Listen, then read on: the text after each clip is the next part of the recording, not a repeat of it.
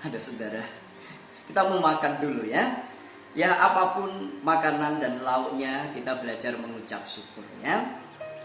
Kita percaya bahwa firman Tuhan yang mengatakan berbahagialah orang yang haus dan lapar, sebab mereka akan dikenyangkan. Nah saudara yang kasih oleh Tuhan, ingat makanan, saya ingat kesaksian dari Rasul Paulus ya. Sebelum dia menjadi rasul yang dipakai oleh Tuhan untuk mengabarkan berita baik, mengabarkan keselamatan, dia sebelumnya hidup dalam kelimpahan, dalam jabatan yang tinggi.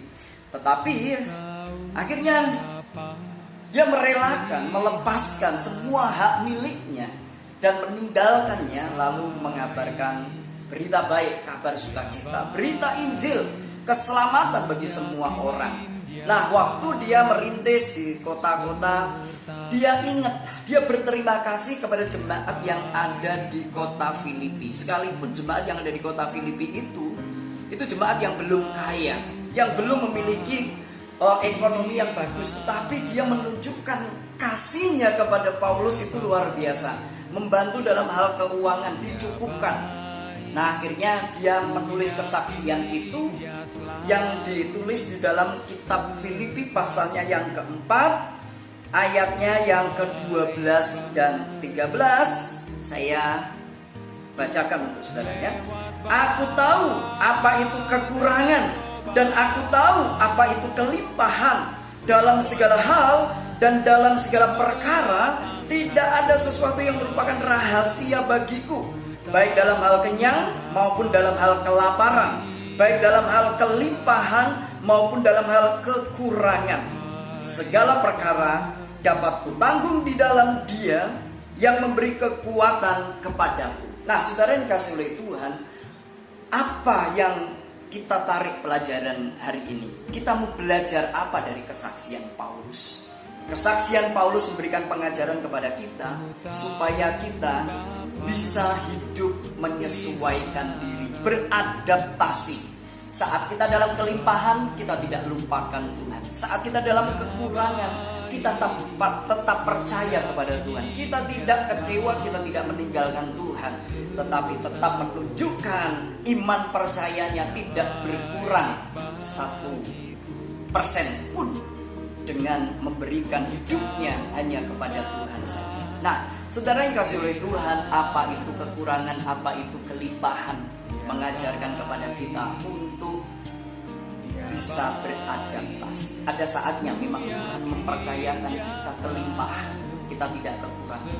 Tetapi di sayap yang lain untuk mengembangkan kehidupan kita, Tuhan izinkan juga kita mengalami kekurangan.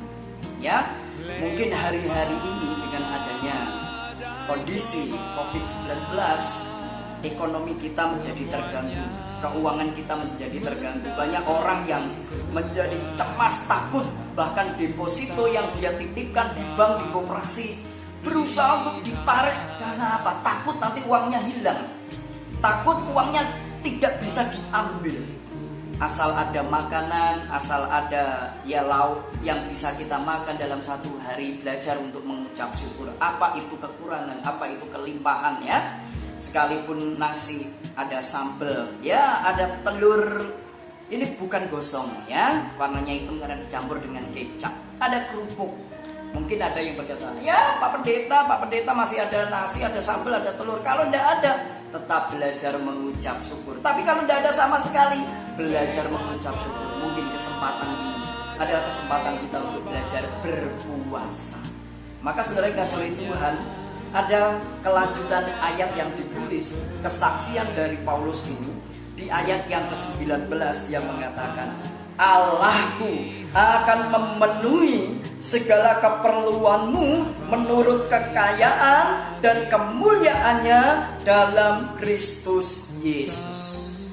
Sejauh mana keyakinan saudara, iman percaya saudara kepada Tuhan, bahwa Dia sanggup memenuhi segala keperluan hidup kita.